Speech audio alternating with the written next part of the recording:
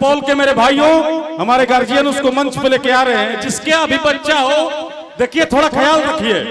वैसे भी मेला में बहुत ज्यादा भीड़ है, लाखों लाख लोग आए हैं और आज की सुरक्षा व्यवस्था की जबरदस्त जिम्मेदारी। Hello hello hello hello, bullet Tiwari बाबा हमारे कार्यक्रम में शिरकत कर रहे हैं। और प्यारी सी बच्ची, यही बच्ची है और इनके जिसकी भी बेटी हो भाई, बिहार की बेटी है, बिहार का सम्मान है, बिहार की प्रतिष्ठा है। एक बार जोरदार तालियां सम्मान के साथ बजा दीजिए। जिस गार्जियन की हो, किसी भाई की हो, आके मंच के माध्यम से।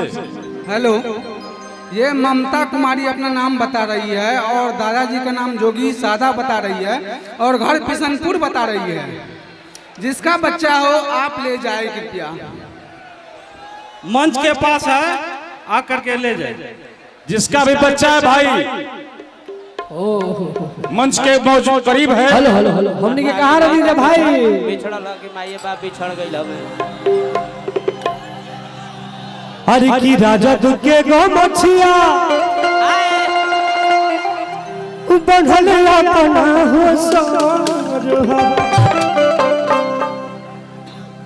हरि की हई जे साहेब हमार, इधर आओ इधर आओ इधर। जय साहब जी, आइए आइए आइए आइए ना, आइए आइए। धीरज भैया देखिए, ये आप शभों के इलाके के, आपके उत्तरी बिहार के हर परिवार में ऊर्जा देने वाले, लाइट देने वाले जय साहब हमारे धीरज भैया के सौजन्य से हम आइल बानी है कि छपरा जिला का रहे वाला बानी और मधेपुरा में बिजली है कि जी में बा। हाँ। ऊर्जा अरे की जा दोसर नहीं खोपिया रसीला।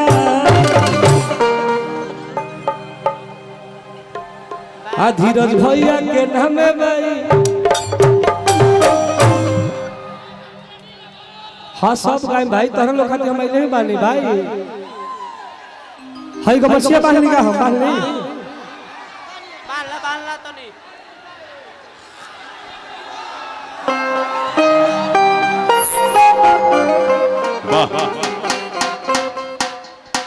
और हम चाहेंगे कि हमारे बिहार के शेर तेजस्वी जी के बारे में थोड़ा सा कुछ बोलिए।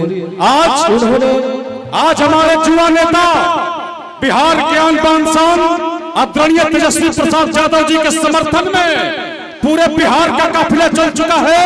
मैं बिहार के नौजवानों से उम्मीद करता हूं कि एक बार जोरदार तालियां तेजस्वी यादव जी के लिए होनी चाहिए। और इस राज्य में इस समय आप लोग हर फर्म को अप्लाई करिए, हर भाई का भविष्य बन सकता है। ये तेजस्वी राज है, इसमें हर लोगों का रोजगार मिलेगा। तो आप सबसे चाहते हैं कि आप लोग कोई भी फॉर्म बिहार स्तर का ना छोड़े।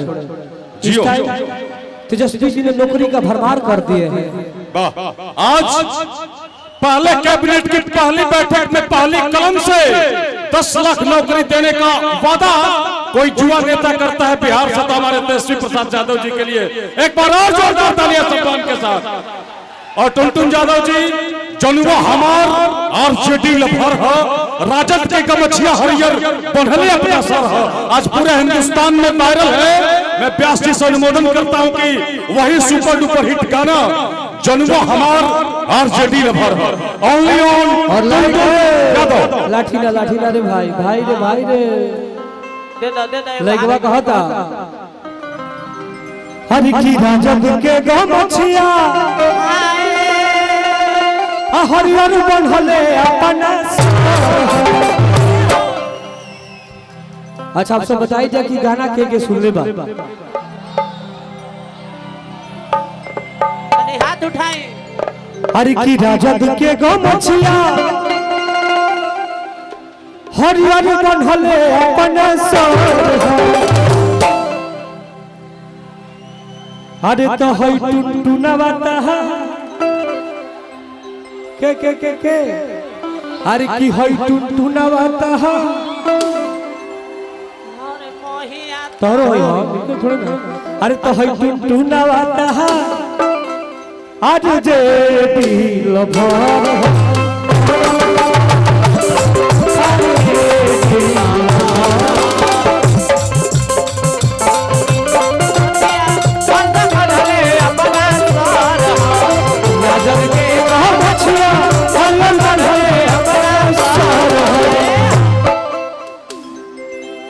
जी।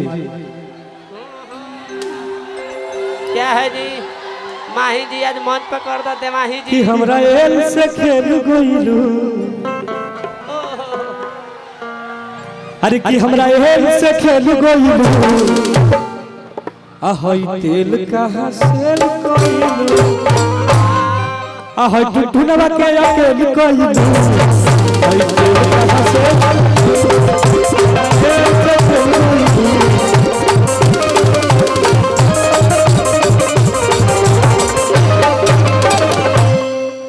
अरे तो जो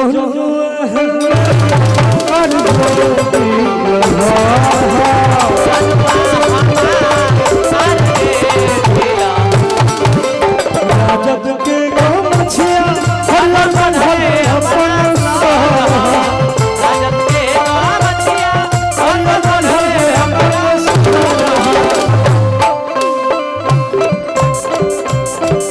अरे राजद के गमछिया हरिहर मंडले अपन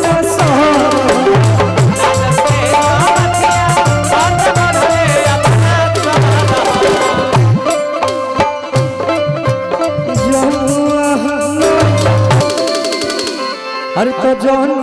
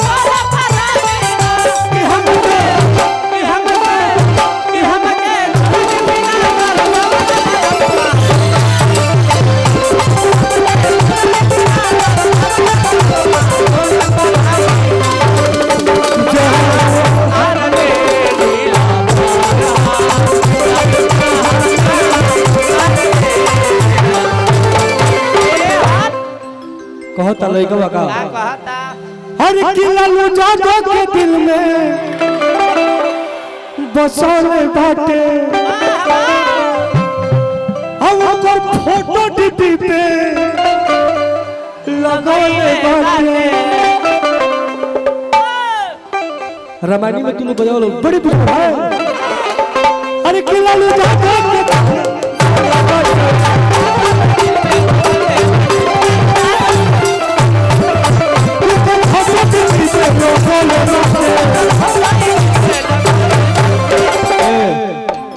माही मनीषा जिधर आइए ना। अरे राजा पीट के जियान मत कराए राजा, झड़ जाए।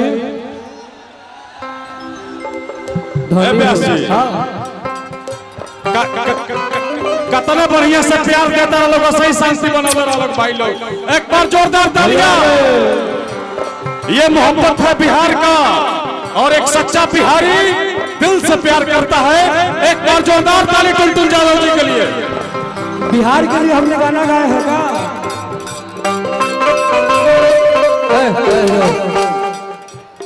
अरे किए बिहार वाले लड़का आई है भोजपुरी के नंबर 1 डुएट सिंगर हमारी नेहा राज जी भी आई है। कुछ ही देर बाद आएगी, जिनके साथ हमारा गाना हिट हुआ था। कौन? अरे की रात भर नचाई बुरा है पहनावा,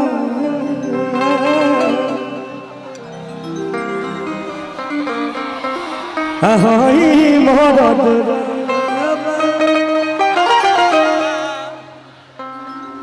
और की टोपी पहन के आई है रे बाजानू। अरे तो टोपी पहन के आई है रे बाजानू। हर की